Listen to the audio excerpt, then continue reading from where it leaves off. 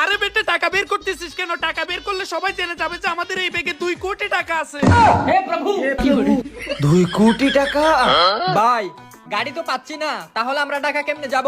আরে বেটা সমস্যা নেই, আজকে রাতটা কোনো মতে এলাকার কোন একটা মসজিদে ঘুমাই, সকালে উঠে বাস স্ট্যান্ডে গিয়ে ঢাকা চলে যাব ডাইরেক্ট। এটাই সুযোগ, কিছু একটা বুঝিয়ে এদেরকে আমার বাসায় রাখি, তাহলে রাত্রে এদের টাকাগুলো হাতিয়ে নিতে পারবো। ভাই কে আছেন? আমাদের 2টা চা দিয়েন।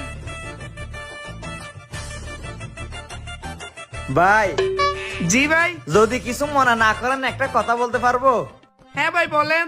ভাই আপনারা কি এই এলাকায় নতুন? জি ভাই, আসলে আমাদের বাসা চকরিয়া, এই এলাকায় আমাদের কোনো আত্মীয় স্বজনই নাই। আমরা 2 ভাই ঢাকা যাচ্ছি, বুঝতে পারছেন? এখন তো গাড়ি পাবো না, তাই ভাবছি আজকে রাতটা মসজিদে থেকে সকাল উঠে বাস স্ট্যান্ডে গিয়ে বাস উঠে ঢাকা চলে যাব। কোনো আত্মীয় স্বজন নাই মানে? আপনারা জানেন না মুসলমানের ভাই, মসজিদে থাকবেন কেন? যদি কিছু মানা না করেন আজকে রাতটা আমার বাসায় থাকেন, সকালে উঠে ঢাকায় চলে যান, কোনো সমস্যা নাই। কি বলেন ভাই, আপনার বাসায় থাকবো? কি বলস? হ্যাঁ হ্যাঁ। আচ্ছা ঠিক আছে, বাসায় থাকবো। ভাই শুধু কি থাকবো নাকি রাতে 2টা খাইতেও দিবেন? আমরা আসলে সারাদিন কিছু খাই নাই। আরে ভাই আপনারা হচ্ছেন আমার মেহমান, আপনাদেরকে আমি না খাইয়ে রাখবো? আপনাদেরকে মাছ মাংস দিয়ে ফ্যাট ভরে ঠিক খাওয়াবো। আছে ভাই চলেন তাইলে। ভাই আপনাদের কষ্ট করতে হবে না, ব্যাগটা আমাকে না দেন। না, ব্যাগ দিতে পারবো না। আচ্ছা ঠিক আছে ভাই, চলেন তাহলে। হ্যাঁ চলেন। ভাই আপনাদের এলাকাটা তো অনেক সুন্দর। হ্যাঁ হ্যাঁ ভাই আসেন আসেন, ভাই আসেন, ভাই বসেন এদিকে। ভাই আপনারা তাহলে বসেন, আপনাদের জন্য আমি খাবার দাবারের ব্যবস্থা করি। আচ্ছা ঠিক আছে ভাই। আচ্ছা ঠিক আছে তাহলে। ভাই তাহলে ব্যাগটা দেন, আমি রুমের মধ্যে রেখে আসি। না না না ভাই, ব্যাগ দেওয়া যাবে না। আচ্ছা ঠিক আছে তাহলে। আরে বেটা দেখে মনে হচ্ছে বড় লোকের বাড়ি, চারিদিকে দেখ কত সুন্দর।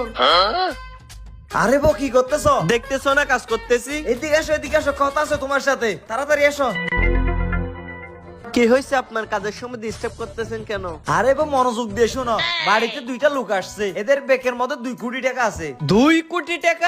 আসতে বলো, কেউ শুনে ফেলবে। যেভাবেই হোক আজকে রাতের মধ্যে এই টাকাগুলো আমাদের হাতিয়ে নিতে হবে। কিভাবে? শোনো তাহলে, ওদেরকে বলবো তুমি আমার বাপ মা মরা ছোট বোন, এরকম বলে ওদের কেউ একজনের সাথে তোমার বিয়ে দিয়ে দিব। বিয়ে দিয়ে দিলে সব টাকা তোমাকে রাখতে দিবে, টাকাগুলো তোমার হাতে চলে আসলেই ওকে তালাক দিয়ে দিবে। আস্তাগফিরুল্লাহ আস্তাগফিরুল্লাহ, আপনি আমার স্বামী হয়ে আমার ভাই হাসবেন? আরে তুমি যে আমার বউ সেটা আমি না জানি, ওরা তো জানে না। 2 কোটি টাকার বিষয় মানিয়ে নাও না প্লিজ। আপনি তো আমার স্বামী, আপনি যা বলেন সব কথা তো আমার শুনতে হবে। আচ্ছা ঠিক আছে আমি করব।